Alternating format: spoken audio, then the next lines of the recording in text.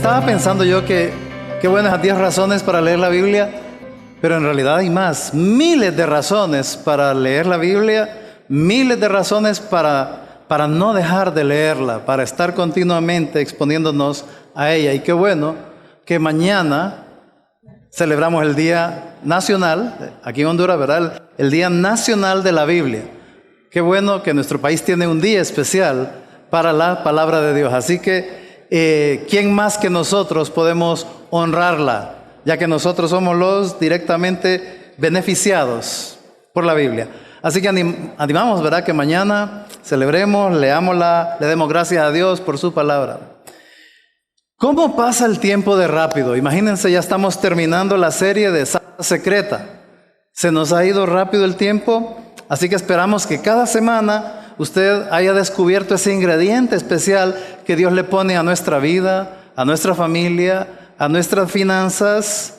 Y por eso, para ese toque de el sabor, el verso lema que hemos estado en esta serie es Salmo 34, verso 8, que dice: Gustad y ved que es bueno Jehová. Dichoso el hombre que confía en él.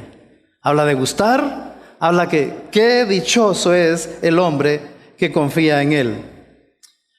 Y entonces, todo tiene que ver con recetas y todo eso. Cuando nosotros cocinamos, los que cocinan, ¿verdad? Pudiéramos, por ejemplo, seguir todas las instrucciones, toda la receta, ¿verdad? Tener todos los ingredientes, tener todo el equipo, tener todo ahí en la cocina listo, pero de repente se nos puede arruinar aquello que estamos haciendo si no nos fijamos en un detalle, ¿verdad? El otro día, para ilustrarlos, me puse a cocinar. Esas ya son señales del fin, ¿verdad? Me puse a cocinar y decidí hacerles una pizza a mis hijos. Después voy a vender la receta porque está riquísima. Entonces miren, lo que hice fue sacar la pieza de pan pita, porque fue con pan pita, un truco que me dieron por ahí, buenísima la idea, con pan pita. De ahí saqué el bacon, jamón, tomate, cebollita, chile verde, quesillo, porque no me gusta la mozzarella, ¿verdad? No me gusta mucho. Y entonces también le puse margarina de ajo al pan pita. Compré una salsa ragú, salsa de tomate, con un toquecito ahí rico de ajo, ¿verdad? Y encima de eso una latita de hongos en piezas, ¿verdad? Ahí la tenía.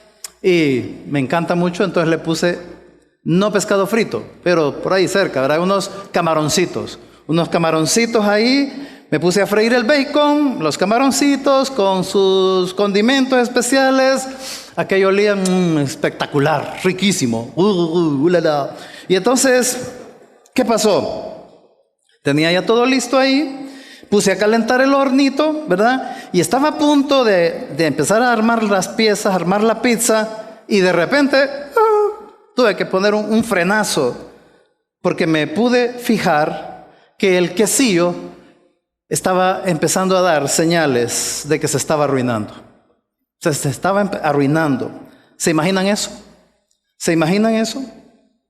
Ustedes, si hubieran comido un pedazo de esa pizza, si hubieran sabido que la hice con un quesillo que estaba empezando a arruinarse, ¿se lo hubieran comido ese pedazo?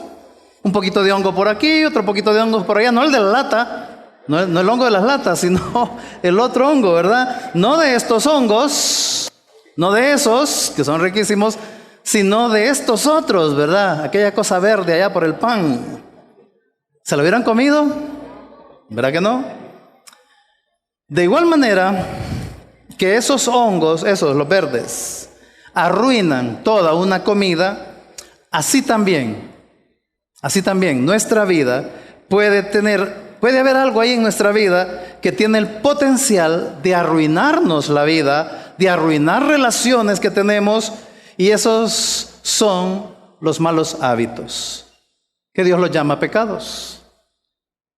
Yo creo que nos sale mejor llamarlos como Dios los llama, ¿verdad? En vez de estarle diciendo solo malos hábitos o malas costumbres, porque es muy suave, es mejor que digamos las cosas como son. Por ejemplo, solo para comparar, es mejor decir en vez de decir que al quesillo como que se le está desarrollando un germen microscópico que altera el microambiente de ese producto lácteo, en vez de decir así, mejor decir, ese quesillo como que está podrido, ¿verdad? Nos hace reaccionar más rápido, decir las cosas como son y no con términos así medio bonitos, ¿verdad? Así que para que reaccionemos más, para que nos ubiquemos más, pues al pecado hay que llamarle pecado, así como Dios le dice. No le digamos, es que es un problema que tengo, es que es una debilidad que tengo, es que es una costumbre, un hábito, es que mi crianza, empezar ahí con onda, ¿verdad? No, si es pecado, pues digámosle pecado. Los pecados habituales en nuestra vida pueden afectarnos más de lo que nos imaginamos, mucho más de lo que nos imaginamos. Igual que un quesillo podrido o empezando a podrirse puede arruinar toda la pizza. La puede arruinar. Entonces hablemos un poquito de esos malos hábitos o pecados habituales. Para ir entendiendo, ¿qué es un hábito? ¿Qué es un hábito? Una definición así profunda como de la NASA, ¿verdad? Es algo que hacemos una vez y lo volvemos a hacer otra vez y otra vez y otra vez y otra vez y otra vez. Y un mal hábito es cuando algo malo lo hacemos una vez y otra vez lo volvemos a hacer y así. Ese es un mal hábito. Por lo tanto, hay pecados en nuestra vida, en su vida, en la mía, hay pecados que los hacemos una vez, otra vez y los volvemos a hacer con relativa frecuencia. A veces lo hemos estado haciendo durante tanto tiempo que nos podemos ir haciendo insensibles a esos pecados, o nos vamos acostumbrando a ellos, o los minimizamos, o los excusamos. Es que tal vez porque pasó esto, es que yo hice esto, es que me sentía que por eso caí. Empezamos a minimizarlos, pero la verdad es que lo que está pasando, lo que está sucediendo en ese instante, es que esos pecados nos están dominando. Nos están dominando. Hoy en día mucha gente oye la palabra pecado y ya se ponen a la defensiva o piensan nada más en cosas grandes y serias y terribles.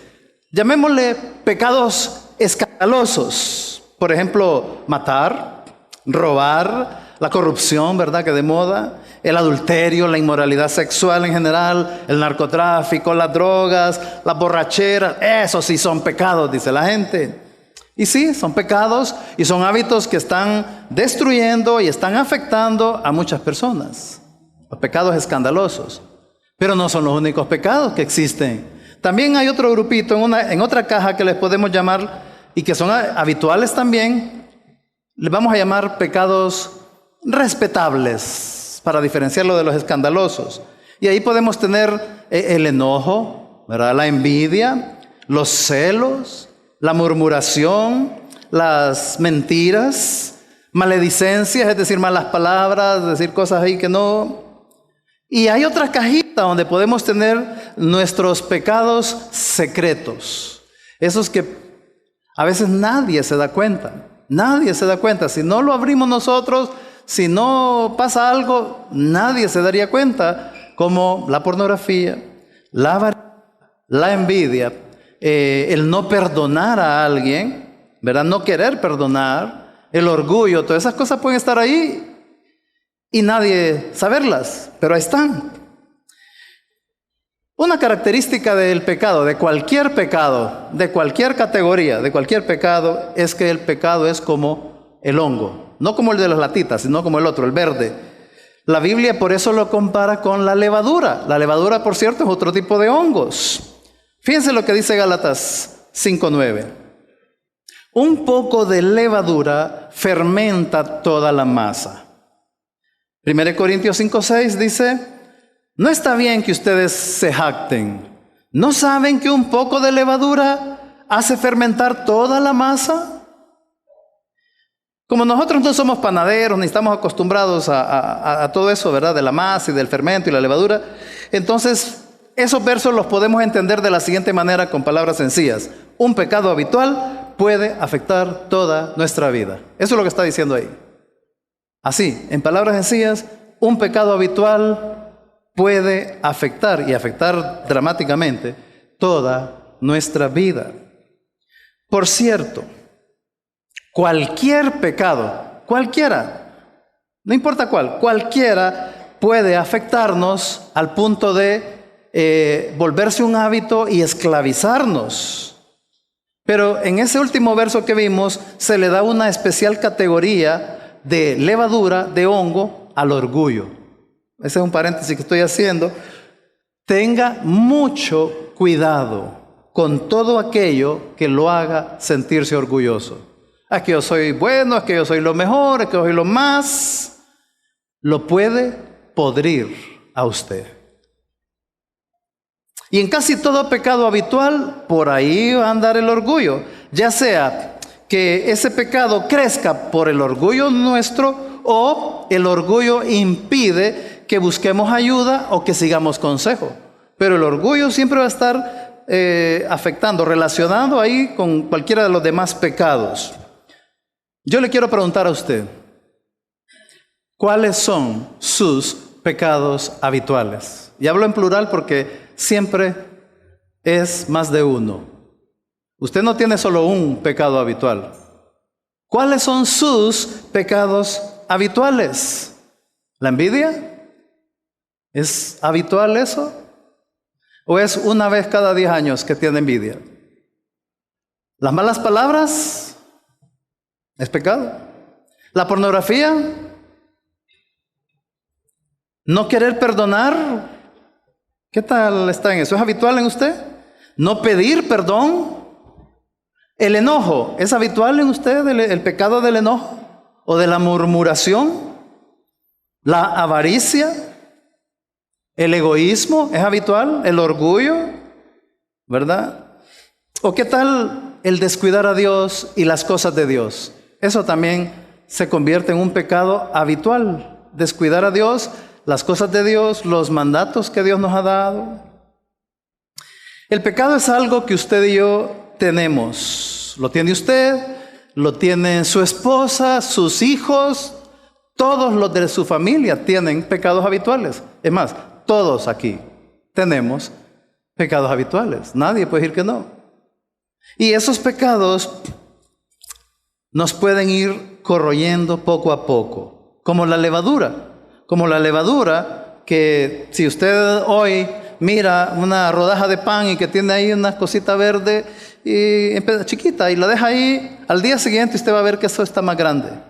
Usted va a ver que eso está más grandecito. Entonces, como la levadura, el pecado va a ir avanzando, corroyendo y va a ir no solo afectándonos a nosotros, sino a afectar a otros. Y cuando usted menos acuerda, todo en su vida se va a arruinar por el pecado, ese pecado habitual. Entonces usted tenga en mente estas 3 cosas que voy a mencionar acerca del pecado habitual. Porque usted no comete todos los pecados, pero los que comete, los comete habitualmente. Y de eso es lo que estamos hablando. Entonces tenga en mente 3 cosas. Primero, que el pecado avanza. Segundo, que el pecado nos deteriora. Y tercero, usted no puede lidiar solo contra sus pecados. No puede. Hablemos despacio de cada una de estas cosas. El pecado avanza. Ningún pecado se queda estático. Por eso es que algunos pecados se vuelven hábitos, ¿verdad? Llegan a ser patrones de conducta. Ya de repente siempre es así uno. Se va por ahí siempre. Entonces, el pecado avanza. Por ejemplo, el alcoholismo. El alcoholismo empieza con un traguito, con uno. El corrupto empieza con una mentirita por ahí. Por ahí empezó. El adulterio, la fornicación, comienzan con un, si solo somos amigos. Por ahí comienzan. O un ladrón comienza con un poco de envidia y de avaricia. Siempre un pecado habitual empieza con uno. con una vez, con el primero, siempre. Y ese primero se va haciendo cada vez más frecuente, otra vez, y a veces cada vez más intenso, más fuerte. Por eso es que usted debe de seguir el mandato bíblico que está en Romanos 13:14. La orden es esta: no proveáis para los deseos de la carne. No proveáis para los deseos de la carne. Porque cuando usted alimenta su pecado avanza, su pecado crece. Entonces, tan sencillo como que no le dé de comer, entonces. No le dé de comer a su pecado. Mátelo de hambre. No le provea, es lo que está diciendo el verso. No le provea para que tenga de dónde alimentarse. No le provea. No le provea de imágenes. No le provea de excusas, de situaciones, de que no sé qué. No le provea para los deseos de la carne. ¿Por qué? Porque avanza. Y usted va a saber que le ha estado proveyendo a ese pecado si usted ve que está pasando otra vez y otra vez y otra vez y está siendo cada vez más frecuente o más fuerte. Segundo, el pecado nos deteriora. Ningún pecado nos hace mejores. Ninguno. Ningún pecado nos lleva a algo bueno. Ninguno. No hay pecados beneficiosos. Puede que parezca que nos dan algo, ¿verdad? En su momento nos da placer, nos puede dar éxito, nos puede dar fama, pero cualquier cosa que nos den no nos la da de gratis. El pecado siempre nos pasa una factura carísima que la manda el diablo. Factura carísima siempre. Nada es de gratis con el pecado. No crea usted que puede cometer ese o aquel y repetir aquel pecado y que tranquilo, es gratis. No, no es gratis. Ningún pecado es inofensivo tampoco. Siempre nos va a ir deformando, nos va a ir pudriendo, nos va a ir dañando nuestra manera de ser, va a ir dañando nuestra fama también. Nos vamos a hacer famosos de mentirosos, de peleoneros, de corruptos, de inmorales, de esto, de borrachos, de lo que sea. Se va a ir deteriorando nuestra fama también. Y se van a ir deteriorando o afectando las oportunidades de crecer, de mejorar. ¿Por qué? Porque el pecado nos deteriora. Sus pecados habituales lo están deteriorando. Está avanzando y lo deterioran. Pero aquí viene lo más importante de todo esto. Y es que usted no puede lidiar solo contra sus pecados. Contra sus pecados habituales usted no puede hacer nada solo. Nadie puede en realidad. Si usted no es ayudado en eso que usted tiene en la mente, en eso que usted sabe, ¿verdad? Que de eso estamos hablando, de sus pecados habituales, de eso que a cada rato usted lo vuelve a hacer y lo vuelve a hacer. Y los vuelve a hacer. Esos, si usted no es ayudado, se va a hundir. Se va a hundir. Entonces usted debe abrir su vida y pedir ayuda. Y dejarse ayudar, obviamente. Hay que dejarse ayudar. Para eso Dios inventó esto que se llama iglesia. Mire, aquí todos estamos en el mismo barco. Todos lidiamos con pecados. Nadie puede decir aquí, no, yo no. Yo tengo 6 años de que no. Nadie puede decir eso. Ni aquí ni afuera. Nadie puede decir eso. ¿Verdad? Si usted oye que alguien dice, no, ya llevo como 5 años de no pecar, es mentirosísimo ese, ¿verdad? No le haga caso. Todos estamos en el mismo barco. Lo que pasa es que unos llevamos más tiempo en las cosas de Dios y entonces hemos ido aprendiendo algunas cosas. Y Dios inventó la iglesia precisamente para, entre otras cosas, para eso, para ayudarnos unos a otros. Los que van más adelante le van ayudando a los que vienen más atrás, los nuevos, ¿verdad? Los que van caminando ahí, nos vamos ayudando unos a otros. Los que van más adelante nos ayudan a nosotros. Yo no sé dónde estaría hoy si Dios no hubiera usado a muchos aquí en mi vida. a saber dónde estaría yo. Entonces yo sé algo y se lo transmito a usted. Usted necesita la iglesia. Por eso, manténgase reuniéndose, ¿verdad? Los fines de semana, los miércoles, los días de grupo de crecimiento, manténgase en reunión, porque es una necesidad. No diga, oh, no, hoy no voy a ir. No, es una necesidad. Entonces está la Biblia, pero también está otra cosa que Dios usa para ayudarnos en esto de los hábitos pecaminosos, y es la Biblia. Recuerden, mañana es el día de la Biblia. La Biblia, sin lo que Dios dice acá en la Biblia, usted no sabría cómo lidiar y cómo vencer sus pecados habituales. Imagínense que la Biblia hubiera desaparecido y ahí está usted con sus pecados, con sus hábitos pecaminosos, que usted vuelve a caer en aquello y vuelve a caer. ¿Y qué hago para salir de esto? ¿Y cómo supero estas cosas? Y sin la Biblia no sabría por dónde irse. Y usted miraría esos expertos que salen en televisión o en las redes o por todos lados. No, lo que hay que hacer es esto y esto. No, le dice otro, lo que se hace es esto y esto y esto. Sin la guía de la Biblia, en realidad no sabríamos qué hacer. Salmo 119, 11, dice, así de sencillo, dice: en mi corazón he guardado tus dichos para no pecar contra ti. Yo guardo los dichos de Él en mi corazón y se va a reflejar en mi acción. No voy a pecar contra Él. Hay una relación.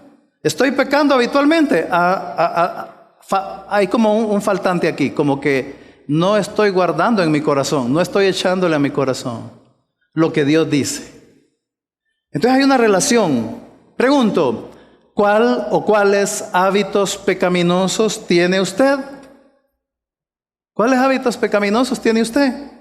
Porque si usted obedece lo que la Biblia dice al respecto, usted va a romper ese hábito. Usted lo va a romper. Usted necesita conocer qué es lo que Dios dice acerca de esos hábitos pecaminosos suyos. Pero antes que la iglesia, que la Biblia, hay algo mucho más importante todavía, y es lo que quiero hablar ahorita al final. ¿Para qué cree usted que vino Jesucristo? Ya dijimos hace un rato, usted, ni yo, ni usted ni yo, podemos lidiar solos con nuestros pecados, con nuestros hábitos pecaminosos. Nadie puede lidiar solo. Antes de que nos pongamos a ayudarnos unos a otros con los hábitos pecaminosos, antes de que tratemos de usar la Biblia, necesitamos a alguien que nunca hubiera pecado. Antes de todo, y eso es la razón por la que vino Jesucristo. Jesucristo nunca pecó y Él vino porque ni usted ni yo podíamos hacer algo al respecto de nuestros hábitos pecaminosos. Usted no podía hacer nada, yo no podía hacer nada, usted no me podía ayudar a mí en eso, ni yo a usted. Esa fue la razón por la que Él vino. Él vino por eso. ¿Y cómo fue que lo hizo Jesucristo? ¿Cómo vino a ayudarnos a hacer lo que no podíamos hacer? Colosenses 2:14, lo leo. Anulando el acta de los decretos que había contra nosotros, que nos era contraria, quitándola de en medio y clavándola en la cruz.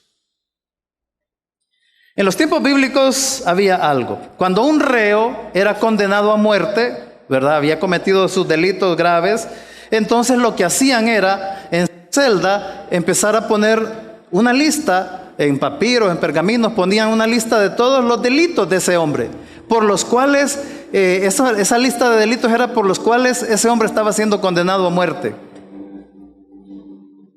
Así estábamos usted y yo. Había una lista de todos nuestros pecados habituales. Era una lista inmensa, no por cantidad, la variedad de pecados que hacíamos, sino por la cantidad que hacíamos de cada uno de ellos, habituales.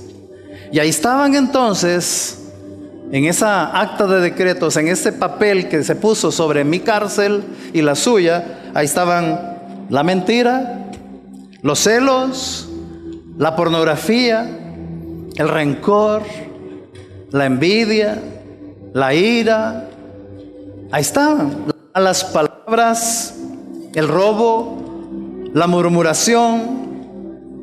Toda esa lista era real, era mi culpa. Todo lo que estaba ahí me condenaba todo. No había nada ahí puesto injustamente. Pero un día vino Jesucristo y tomó cada uno de mis pecados y de los suyos. Cada uno de esos pecados que estaban en la lista, que eran contrarias a nosotros, dice el verso. Y Él vino y las clavó en la cruz. Las clavó en la cruz. ¿Por qué? En la cruz, Él clavó ahí su envidia, Él clavó ahí su pornografía, su lujuria, su rencor, sus malas palabras, su alcoholismo, sus celos, su orgullo. Los clavó ahí y después, con su sangre, con su muerte y con su sangre, pagó cada uno de esos pecados. Algo que yo no podía hacer, algo que usted no podía hacer, Él vino y los pagó con su sangre. Los quitó, ya no están. Él los quitó con su sangre, los perdonó. Sus pecados, los míos. Ese era el sacrificio de Jesús en la cruz para quitar la condena de cada uno de esos pecados, que era ir al infierno. Pero no solo eso, también el poder de cada uno de esos pecados, y ya no hay necesidad de que sean un hábito en mi vida. Él en la cruz me dio salvación y también victoria sobre esos pecados. No hay necesidad ya de que usted esté atado a ellos. ¿Cuál es la salsa secreta contra esos pecados habituales para que no arruinen toda la receta? ¿Cuál es todo el pastel? La salsa secreta es la gracia de Dios más la humildad de su parte. Humildad en su vida. La gracia de Dios más la humildad, humillarse delante de Él, es igual a salvación, igual a victoria. Victoria sobre esas áreas. Jesús ya hizo todo por pura gracia. Solo nos resta humillarnos y creerle. Al creerle nos estamos humillando. Creerle que ya nos perdonó y creerle en humildad de que Él me da la victoria sobre esas áreas que ya no tengo por qué estar otra vez y otra vez. Así que quiero animarles a ponernos de pie y vamos a orar. Vamos a orar y decirle, no sé si usted no ha creído en Jesús como un Salvador. No sé si usted sabe si al morir va al cielo. Si no es así, lo que Él hizo en la cruz es para darle salvación, para darle seguridad de dónde va a pasar la eternidad. Yo lo animo a que agarre ese regalo y le diga gracias por morir por mí y pagar mis pecados. Pero si usted también ya había creído, ya usted es salvo, pero ha estado experimentando esa esclavitud, el estar cayendo otra vez en aquello y otra vez en la cruz, Él nos dio la victoria. Y ya no hay necesidad de que usted sea esclavo. Él ya rompió esa esclavitud. Solo humíllese delante de Él. Así que se lo vamos a pedir en este momento. Lo animo a que hable con Él y se humille delante de Él y le diga algo como esto: Señor, gracias. Gracias por morir en la cruz, Señor, y darme salvación, regalarme la salvación y darme victoria sobre esos hábitos pecaminosos que me han estado deteriorando, me han estado pudriendo, Señor. Me están afectando no solo a mí, también a mi familia y a otros. Señor, no quiero que me destruyan porque no hay necesidad. Tú moriste en la cruz para darme esa libertad. Gracias, Dios. Gracias. En el nombre de nuestro Señor Jesucristo. Amén y amén.